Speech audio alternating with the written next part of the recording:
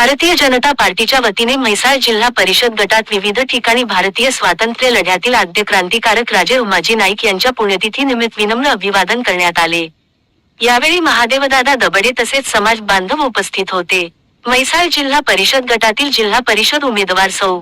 नीलम महादेव दबडे यांचा अनेक ठिकाणी प्रचारात झंझावात पाहायला मिळत आहे। टाकळी गावामध्ये प्रचार अतिशय जोरदार व वेगवान पद्धतीने चालू आहे।